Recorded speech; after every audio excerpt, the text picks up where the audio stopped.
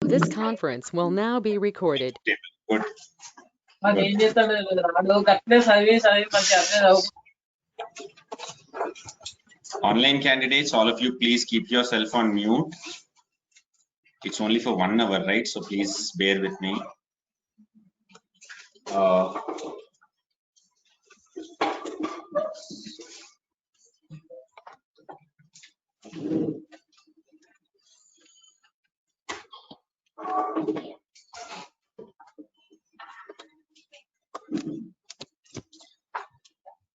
So if you people have understood the program that we have done for writing the 2 table, I just want to enhance that program a little bit, which means now I want my program to do all the 10 tables, whatever 10 tables are there, 1 to a table, 2 table, like that, all the 10 tables should be displayed on my screen.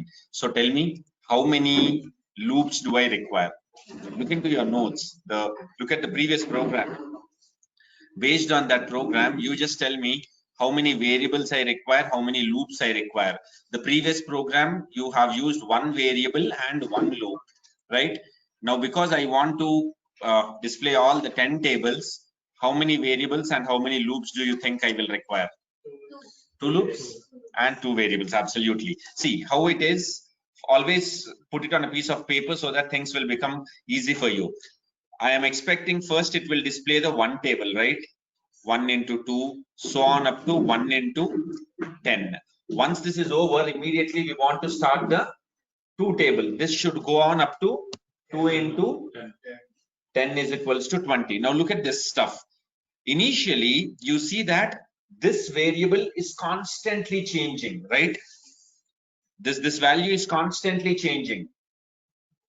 Okay, so to handle this, I require a particular variable. When this value is changing, when this value is changing for 10 times, this outer value is changing for 1 time. So you have to put the loop in such a way that first loop will change for 10 times. Once this changes, the outer loop will change for 1 time. This is called as a nested loop. A loop within a loop we call as a nested loop. Any programming language, you have the same features. Okay, so let me quickly write down the program for you. Just say this. Initially, I will take a variable which I'll call as I, and I will store 10 in it. Now let us start the loop. How do you start the loop? While I less than or equal to how much? 10. Less than or equal to 10. We know that in Python, indentation always begins it marks the beginning and the ending.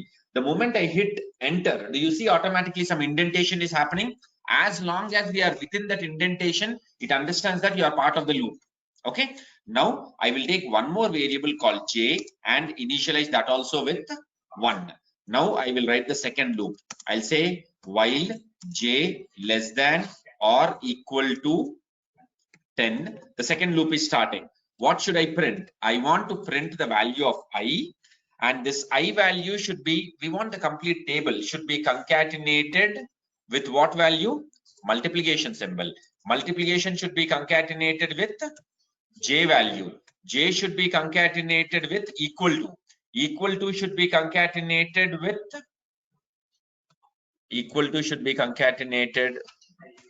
with I into j. With every iteration, j is equals to j plus 1. And once I come out of the loop, I will say I is equals to I plus 1. Finish. I is equals to I plus 1. Please see this. This I is equals to I plus 1 statement is part of which loop? This loop or outer loop? I equals to I plus 1 statement is part of the inner loop or outer loop? Outer loop. Okay, it's not part of the inner loop. These two statements are part of the inner loop. Indentation is marking the beginning and ending. This you need to remember. Okay, now once it is over, I'll run the program. So I'll just say run ABC, and once it is over, you will see that it's displaying all. Wow, I got only 10 tables. Super. Just a second. I is equals to, oh, sorry. I is equals to how much? 1 with every iteration. I is, yeah. Sorry, it was my mistake. Typo. So once it is over, now you look at the program and see whether it is displaying You got all the 10 tables, right? Okay. So in case, always to understand the program, no, don't take it down. You can note it down later. Don't worry. First of all, understand what is happening in the program. The program is starting over here. Initially, what is the value of I? 1. Then you started the loop. While I less than 10, condition true or false? True. If it is true, you come inside. You are taking one more variable called j initialized with 1, which means I is 1, j is also 1. Now the second loop starts. While j less than or equal to 10, j value is how much? 1 less than 10. Condition true or false? True. If it is true, come inside, print I. What is I value? 1. Then what are you printing? Star. Then print j value. What is j value? Equals to 1 into 1. What is 1 into 1? Now j equals to j plus 1. So j value becomes how much? 2. The inner loop iterates. Program checks whether 2 is less than 10. The condition true or false? True. Come inside, print I value. What is I value? 1. But what is j value now? This process continues. I value, j value now becomes how much? 3. This process continues. At one point of time, j value will become 11. 11 less than 10. Condition true or false? If it is false, it does not go into the loop. It will come out of the loop. Outside the loop, what are you doing? I equals to I plus 1. I is 1 all these days. Now I is becoming 2 for the first time. The outer loop iterates. Program checks whether 2 is less than 10. The condition true or false? True. If it is true, come inside. Again, j is how much now? J, you are again initializing with 1. I is 2, j is 1. The second loop starts. While j less than 10, 1 less than 10. Condition true or false? True. Come inside, print I value. What is I value? But j value is how much? 1. Again, j equals to j plus 1. So j becomes how much? 2. So if you look at this program carefully, you will see that when this inner loop is running for 10 times, this outer loop is running for 1 time. This is called as a nested loop.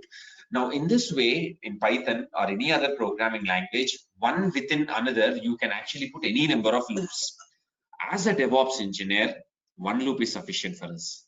2 loops I'm giving only to torture you. That's it. Strictly speaking, in your day-to-day experiences, we'll be working only on 1 loop. 2 loops, if you are understanding, it's brilliant. Don't worry about 3 and 4 loops and all those things. Generally, we don't need to worry about that. Okay, take it down. Python program to display all the 10 tables.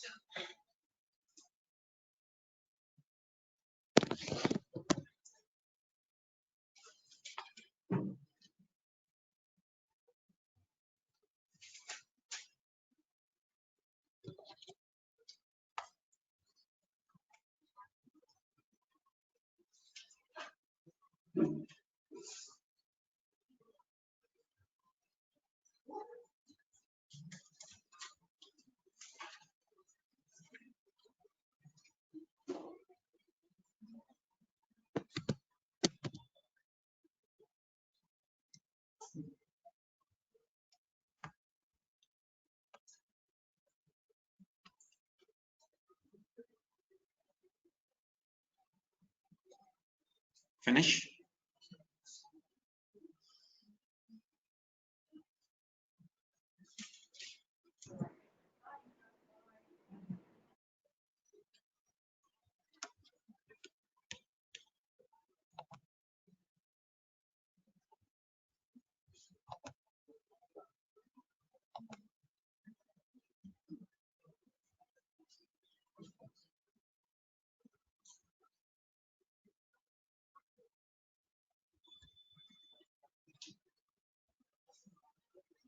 Finish.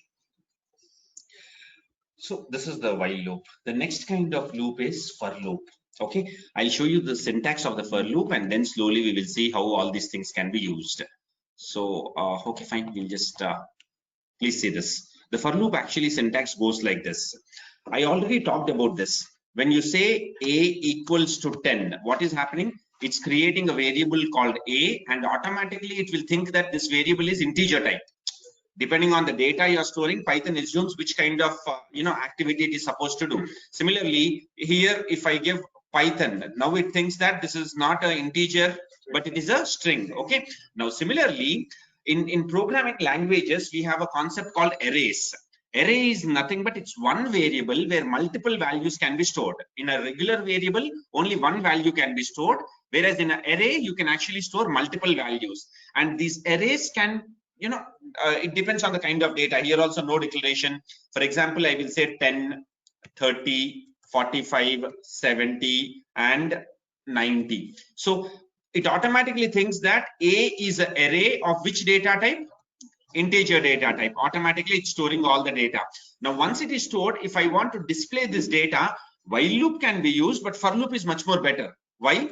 I will say for I in A. This is the syntax of the for loop, and simply say print I. You know how it actually works? I automatically will be made to point to the first value. When you say I in A is not a single value, it's multiple values. So the for loop will automatically make I point to the first value. You are printing that. For the second iteration, I will point to the second value, third value, till you reach the end. It will automatically display all the data. Okay. So when you run ABC, whatever data you have stored, you can see that all the data is getting printed. Now you can actually give any kind of data over here. For example, I will take another variable called as tools, and here I will store some of the tools that we are learning here. The first tool that I want to store is Docker. Then I will say the next one is Ansible. The next one is Git. Like this, multiple tools we have stored. So tools is also getting created as a variable, but what is the data type of the variable? String type of data. And I want to display the data. So I'll say for X in tools. And what? Okay, for X in tools, the loop always starts with a colon. I will simply say print X. Please see, here I will be created as integer type, whereas here X will be created as string type, because it's working on string array. Okay, so you run it and you can see that it's displaying all the data. So the for loop, when you are working on arrays, the advantage of the for loop is the value will initially point to the first element without you giving any incrementation. Automatically it will move through all the elements. You want to give manual incrementation, that is also possible, but this is how it works. Okay, take down the syntax. Put the heading as for loops.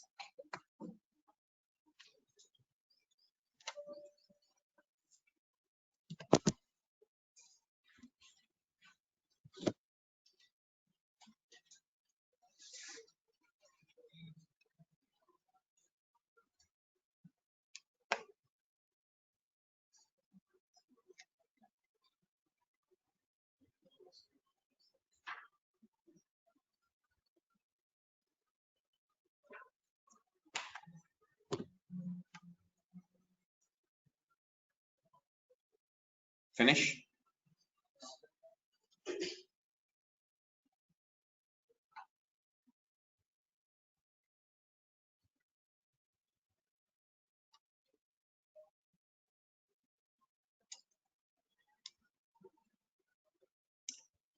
Loops, if you are comfortable, how to pick up the data, and the next one is how do you read data from a file through Python program, how do you write into a file. If these concepts are clear, the DevOps automation that we generally do, 100% all of you can handle.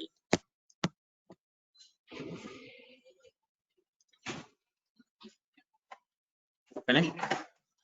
Now I will take up another simple program. Just tell me how you can do this. I want to write a program. You can see that we have an array over here. I mean, we have an array with some data, right? Now I want my program to simply add all the values which are present in the array and display the output. 10 plus 30 plus 40 plus 70 plus 90, whatever is the output, when you add all those values, that should be displayed. So tell me how we can go about. I will create a variable called as sum and initialize that sum with 0.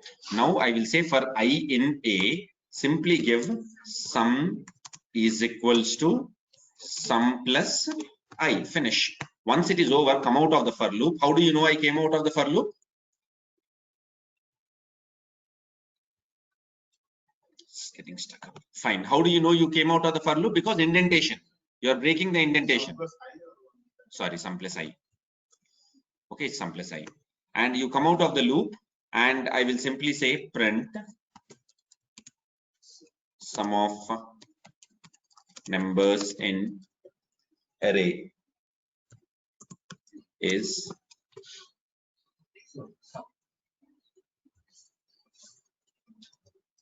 sum of numbers in array is, it's coming from a variable called as sum. Finish. So now you run the program. Whatever is the total value of the numbers, it's displaying the value as 240. So see this, how it's working. Initially, you took a dummy variable called sum, initialized with 0. For I in A, I points to which element? 10. Sum is equals to sum plus I. Sum value is how much? 0 plus I. I value is how much? So currently sum value is how much? 10.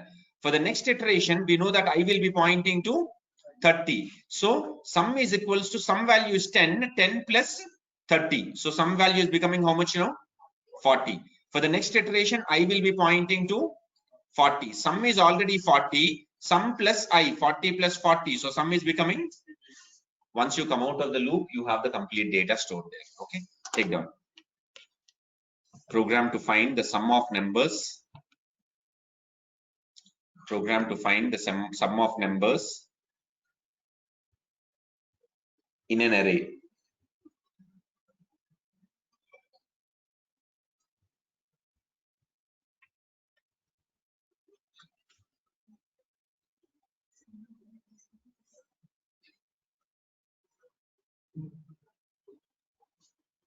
Program to find the sum of numbers in an array.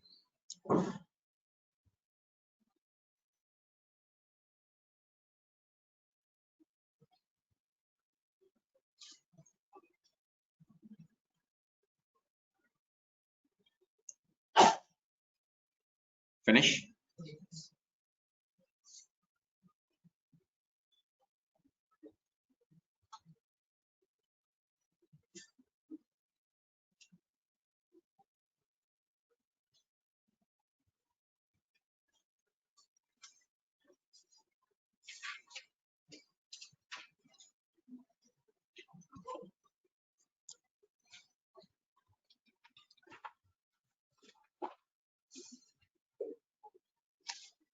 Okay, done. Now let's move to the next one. Please see this. Currently this is the data in my array. Okay, I want to write a program which will tell me which is the maximum number in the array. In our case, what is the maximum number? 95. I want to display that. So I will take a variable which I will call as max and initialize that with 0. Now what should I write in the thing? I'll say if you put if max less than I, if max value is less than I, then we will say max is equals to I. Finish. You come out of the if condition, come out of the loop, and here I will say print the max number is, it's coming from a variable called as max. So irrespective of where the data is present, you will see that it's able to display the maximum number. Again, the same thing, just go through it step by step. Initially, max value is how much? 0. For I in A, which means I points to which number? 10. For I in A, if max equals to max is 0, less than I value is how much? 0 less than 10. Condition true or false? Condition true or false? True. So you come inside and you say max equals to I. So max value becomes how much? 10. Now the loop iterates. I points to which number? 3. You come inside. Max is 10. 10 less than I value is how much? 3. True or false? False. When it is false, it does not go into the if condition, which means max value is still 10 only. Again, the loop iterates. Now I becomes how much? 95. Come inside. Max is 10, whereas I value is 95. 10 less than 95. Condition true or false? True. So come inside the if condition. Max equals to I. So now max becomes how much? 95. Again, the loop iterates. I points to 70. If max is 95, 95 less than 70. Condition true or false? False. So it does not come into the if condition. Again, the loop iterates. I points to this. 95 less than how much now? 90. False or true? False. So come out of the loop, print maximum value. What is maximum value? 95. So similarly, on the same lines, can we write a program to find the smallest number? Okay, take it down. Program to find the maximum number from a list.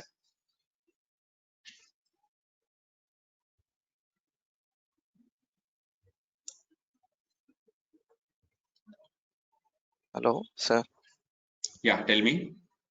So what if in case we have 95 in a row 3 times? Because I have given just less than, it's working. If you want to pick up only one, anyhow it will pick up only 195.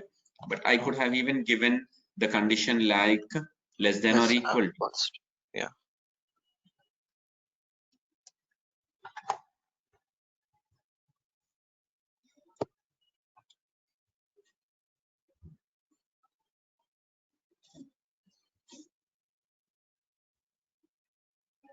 Finish. Which one? Yeah, the for loop, when working on an array, automatic incrementation happens. In the same array, if I use a while loop, I need to take care of the incrementation. Finished. So, friends,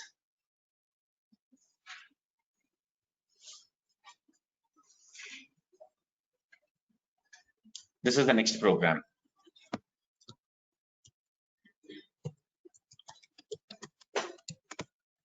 Okay. So we have given all the 10 numbers. Now I want my program to simply count and tell me how many even numbers are there and how many odd numbers are there. Tell me how many even numbers are there now? 2, 4, 6, 8. 4 even numbers and 5 odd numbers. So whatever it is, programs should simply count and tell me the data. So what I will do now is I'll take two variables. We'll call the first variable, okay, even, and the second variable we'll call as odd. One good feature of Python is multiple variables can be initialized in the same line. You can give like this also, even equals to, odd equals to. This also means the same thing, two variables even and odd, and the data you are storing in them is 0. Now I will start the for loop, and in the for loop I will just give the condition like this: if I modulus 2 equal to 0, then it's an even number, right? Then I will increment this variable even equals to even plus 1, else odd equals to odd plus 1. Finish. So I will now display the data. The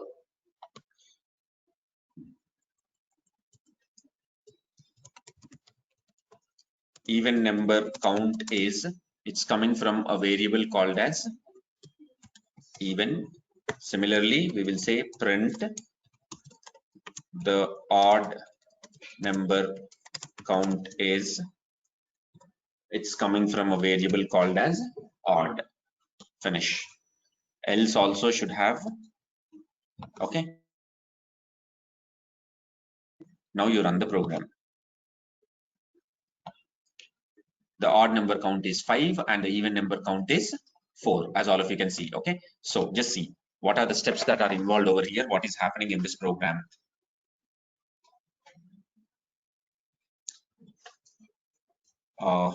Just a second.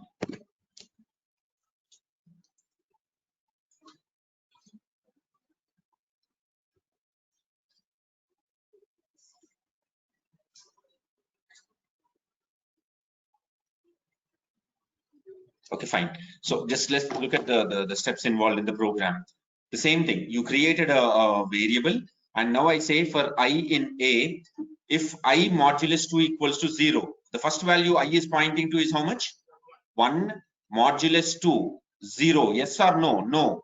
So it will come into the else part, and which variable is getting incremented? Odd. Odd was 0, now odd becomes how much? 1. Now the loop iterates, I is pointing to 2.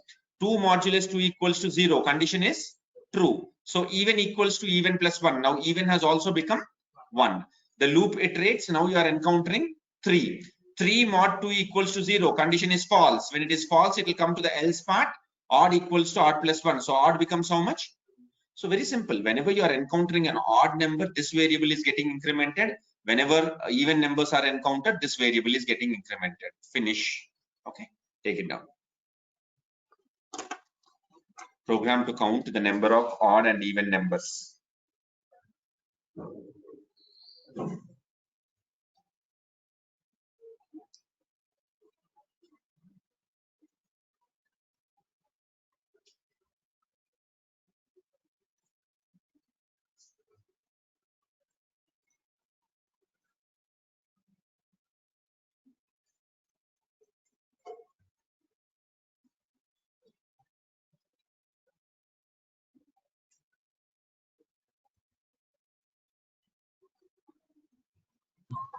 Psi to get the sum of the even numbers and sum of the odd numbers, summation, it would be even plus I, right? Yeah. Yes, absolutely. Okay.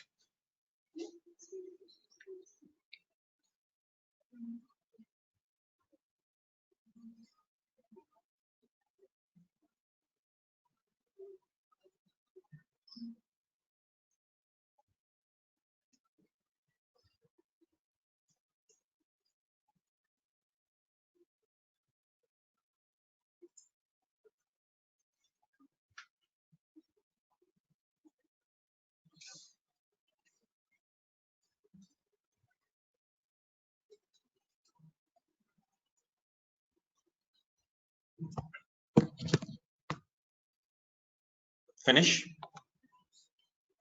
Now, the next program is very, very important. How do you read from a file? How do you write into a file? How do you append file through Python program? We'll try to see. Take down. Put the heading as read and write operations on files.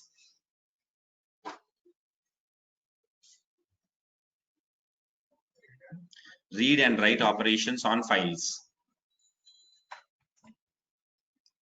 Read and write operations on files.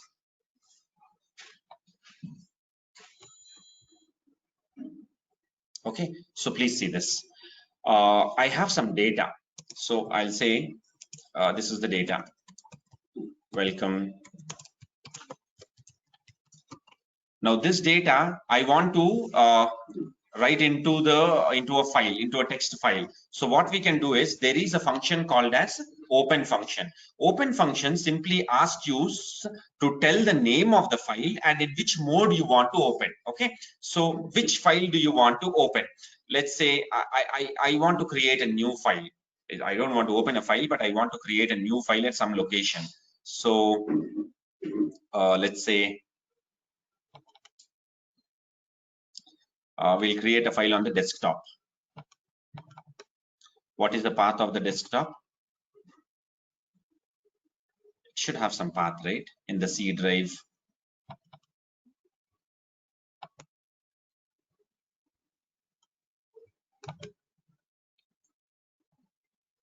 Okay, C colon users, why it is going to OneDrive.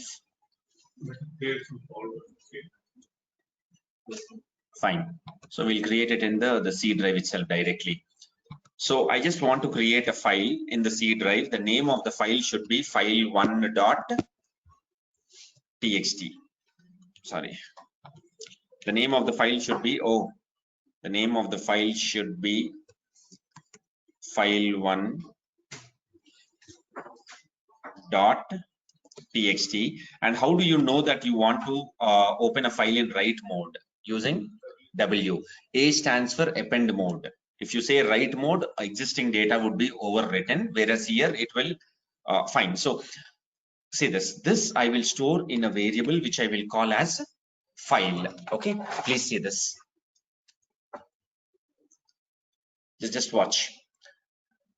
If I say print 10, what will be printed on the screen?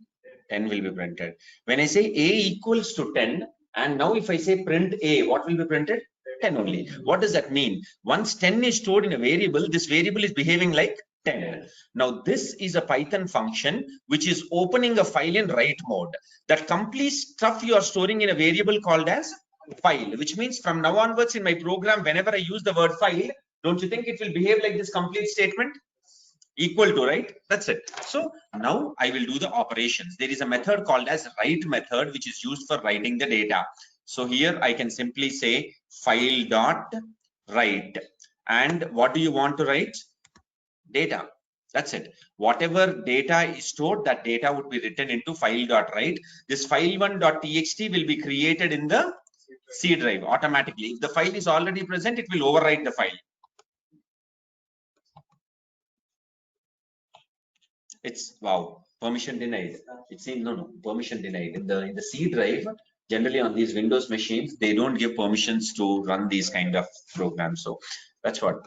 Let's take, this laptop is not having any other partitions. So I will take some other path.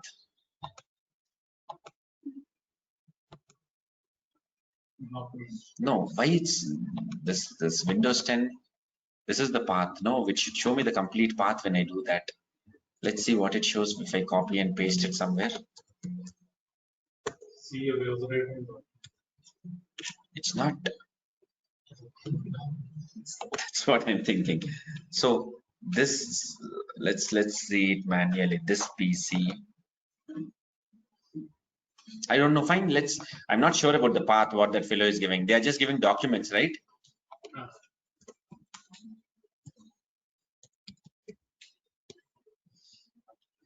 In documents, the name of the file should be file1.txt. Let's see. No such file or directory. Documents. That's what you have to give the complete path, and this Windows laptop is not showing me the paths. It's okay.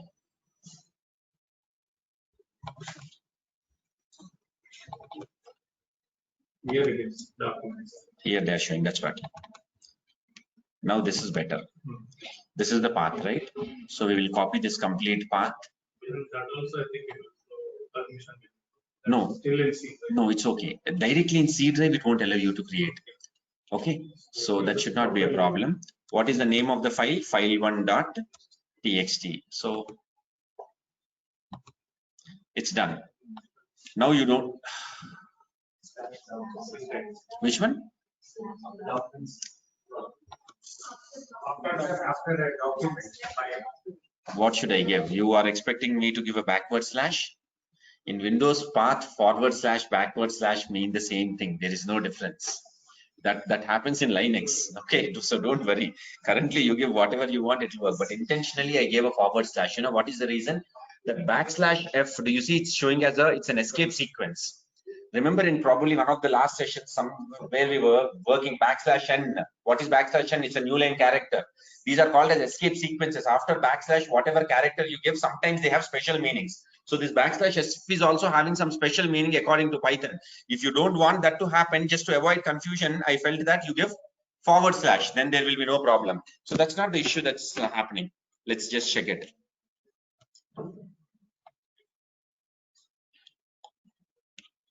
Truncated. This is OS level issue, okay, not the program problem. change the file name and let's instead file one something else. Okay, so I will give D is not an escape sequence, so it's not creating any issue, right? But let's see if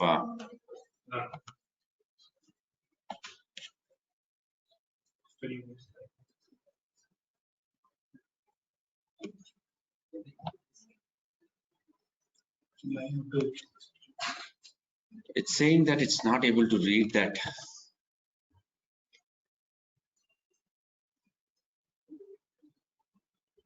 Space is there, I think. File space is there. Where between the word file and equal to? No, those are not mandatory. If for your understanding, you can give spaces or you don't give spaces. That has got nothing to do with that. See here, invalid escape sequences. There are some escape sequences which it's not understanding. Fine, I'll tell you. The backward slash is the one which is creating the problem. So you convert all these things into forward slash. Or else there is one more way. Give double backward slash. Double backward slash, I talked about it, right? So now I don't need to give that stupid one. Now you run it. So you see process finished with exit code. In which location we are expecting? Documents, right? So go to the documents location. You see there's a file called file1. If you open that file, it is containing the text that we are expecting. So this is not a problem with the program. It's a problem with the backslashes. The backslashes are having special meaning. It's creating a problem. You want to give backslash only, then what should you give? Give double backslashes everywhere in the path. Wherever there is a backslash, you give double backslash. Okay, take down Python program to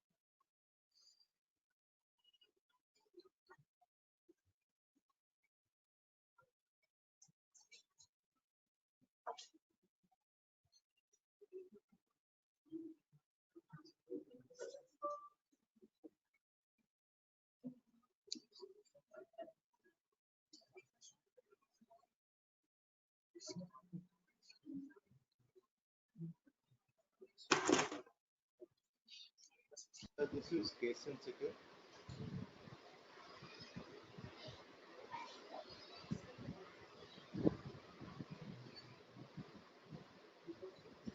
Hello.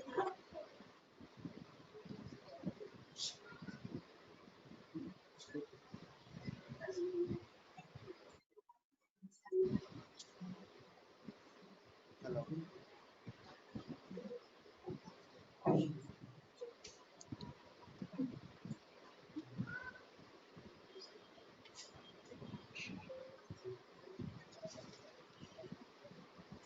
Hello.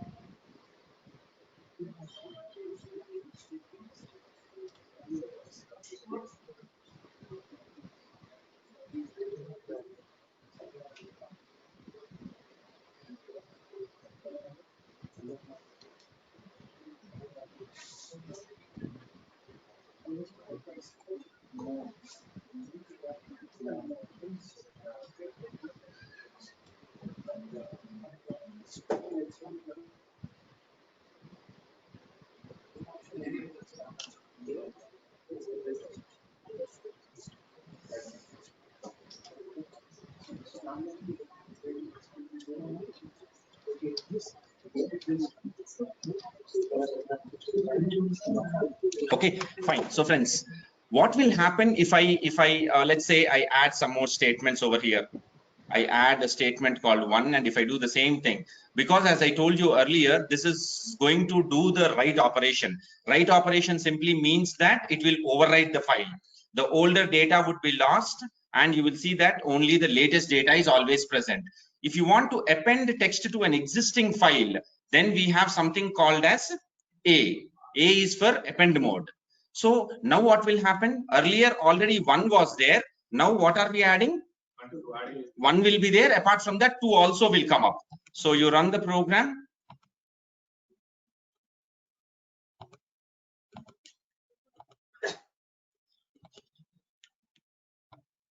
Oh, sorry, these are not the files. You just go here and open the file. You can see that 1 and along with 1, 2 is also there. Take it down. Okay, to append to a file. It's coming to the next to the earlier text. If you want to make it in the separate line by line, like any. You give /n. If you want this text to come in the second line, I will just give /n. /n will take it to the new. Okay, okay. This is case sensitive.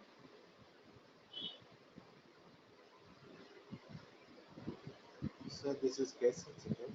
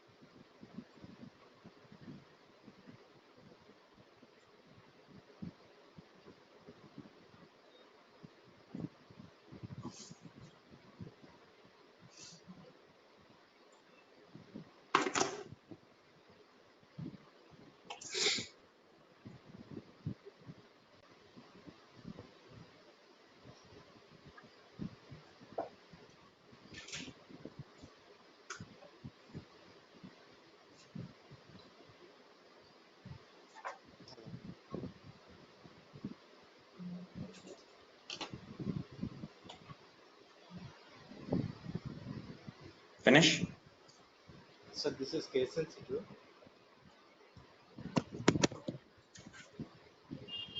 How do you read data from a file? Let me show that. See this.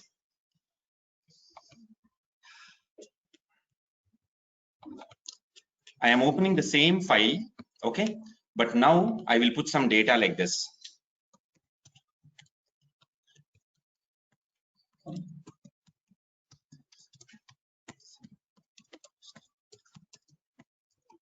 Okay, this is the data. Now, once it is over, this is my file 1, right? What I want to do is I just want to read all the data present in the file through my Python program. So the mode that we open is read mode. R will count as read mode. Once it is done, you don't require this data. Okay, I just want to read the data, right? So the function we use is file dot. There is a function called as read, which will read all the data. Once the data is read, I will store it in a variable called as A. Display it on the screen. So we will say print A. This is going to print all the data present in your file as one single string data.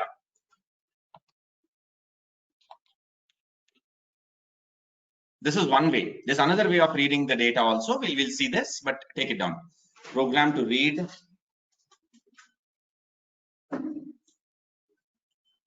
Sir, what is this maximum size to read the files? Sir? There's nothing like that. There's absolutely nothing like that. How much size can be your text file? All that data it can read. So what are the formats of the file? Any format file you can read? Any extension file? No. When you are working on a Windows machine, it's reading only text files. But these programs, when you execute on a Linux machine, it can read any kind of files. Okay, if it is Windows or text file. Yeah. Okay.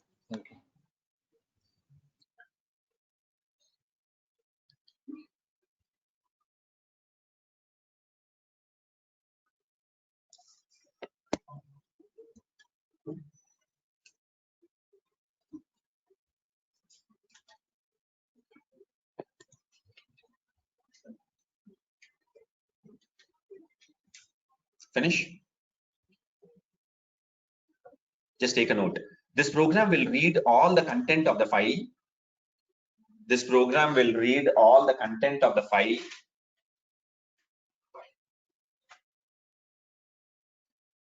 This program will read all the content of a file as a single string literal, as a single string.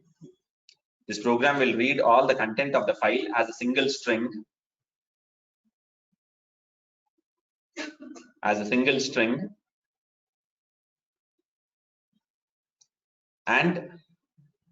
we can display it on the screen.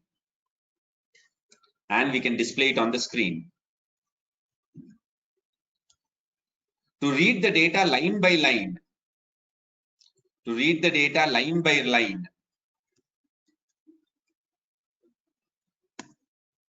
to read the data line by line, read the data line by line. Okay, we have a method called read lines. We have a method called read lines.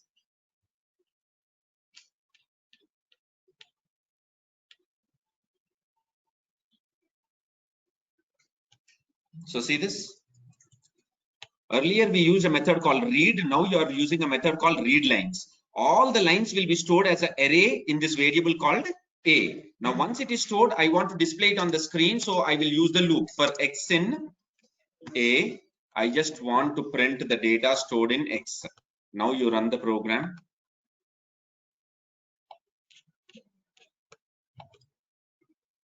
Finish. Okay. Take it down.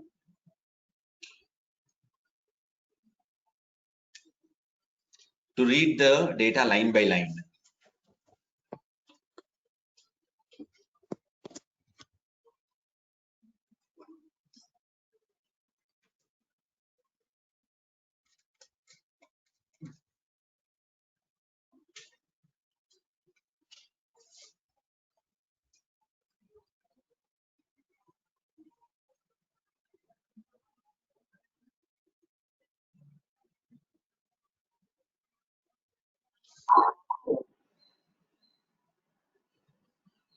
X was the word.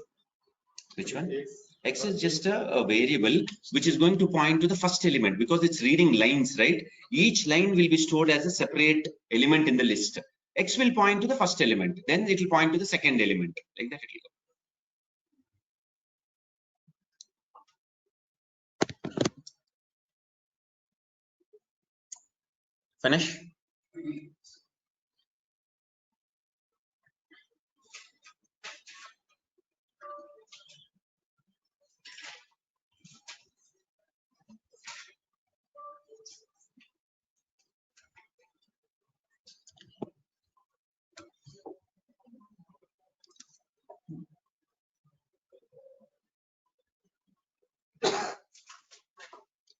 Okay, next one.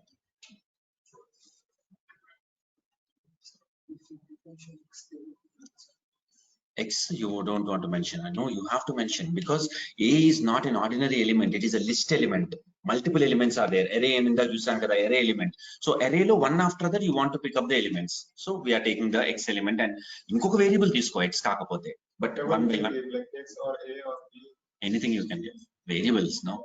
Okay. Now please see. I'll tell you what is the advantage of this point. I want to copy the entire content of file 1 and put it in another file called file 2. So just watch what I will do. I will create this variable as file 1 and now I will create one more variable called as file 2 where I will say open. We will give the same path that we have used, but this time the name of the file is what? file2.txt. But we want to open this file in which mode? You can open it in write mode or you can open it in append mode because we want to write something. Okay, so all the data which is present in file 1 I will first capture. Data is equals to file1 dot read. This is going to read all the data, and now I will say file2 dot write. What do you want to write? Data. So whatever content is present in file 1 will be stored into file 2.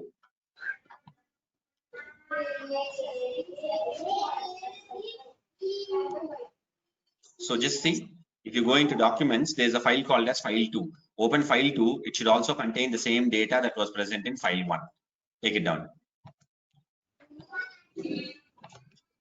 So even the file 2 was not created, right? But still it will create. Automatically it will be created. When you say A or W, it will, if the file is not there, it will create. If it is W, it will create. A also will create. Data from one file to another file.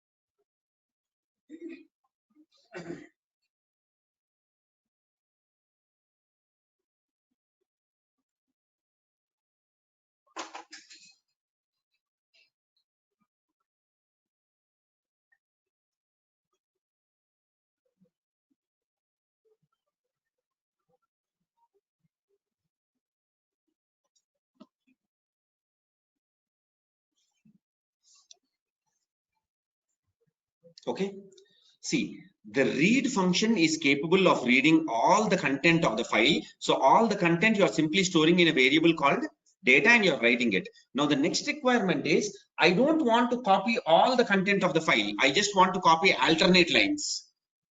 1, 3, 5, 7, 9, like that alternate content only I want to read. Now you will see that I will use the function called as read lines. Once read lines is used, this data will not be an ordinary string. It is a string array where one after other all the data will be stored. Now, because I want to pick up all the data, I will use, we'll take a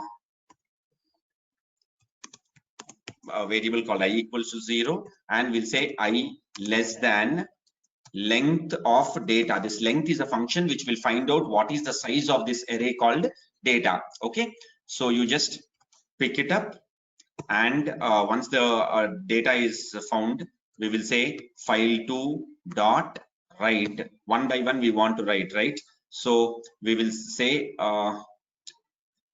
data of I, and As I told you, my interest is only to pick up the alternate elements. So with every iteration, I'll say I is equals to I plus 2. We don't require this statement. I will call this file as file 3.txt. This file is going to pick up only the alternate content and copy it into the file. I'll explain it in case you did not understand.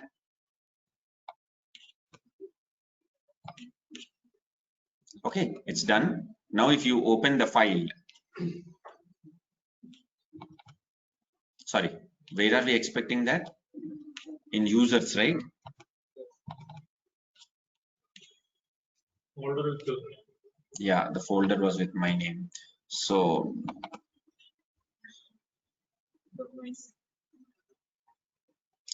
they here only. No, C users. C users, fine. In C users, okay, and here documents, yeah. You see file 3, but if you open file 3, you can see that only the alternate content has been copied. What is the reason? I mean, some of the students are still having problem with that read lines. What is happening when read lines? I'll explain it now. Just look at the screen.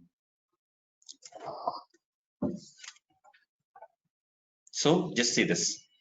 Read lines is going to read all the data and store it in a variable called as data. But data is not an ordinary variable. It is an array which is containing the data stored in this format. 1, 2, then you have 3. Like this, the complete data is stored. It's an array. Now you are taking a loop. I is starting with 0. I less than length of data. Length is nothing but the size of that. I is 0, 0 less than that. What are you doing? File2 dot write. What are you in the file 2? You're writing data of 0. Data of 0. Indexing always starts with 0. So it is writing that element.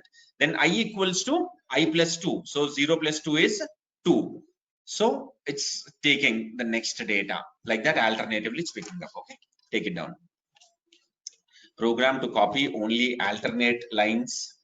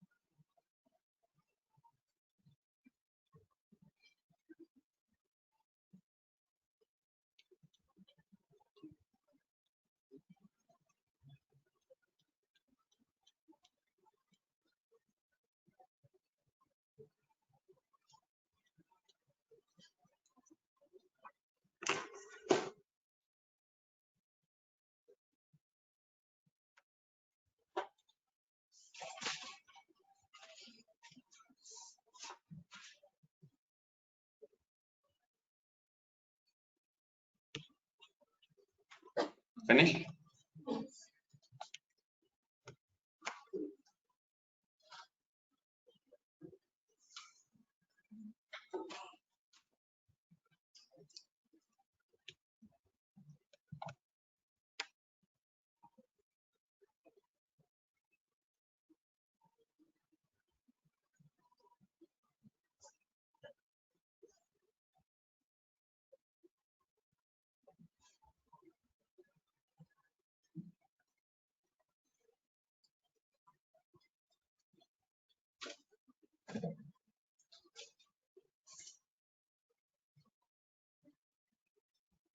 Finish.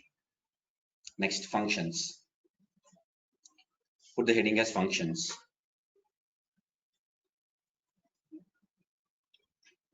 Functions are used in Python to create reusable code. Functions are used in Python to create reusable code. Functions are used in Python to create reusable code. Okay, a function is executed only when it is called. A function gets executed only when it is called. A function gets executed only when it is called.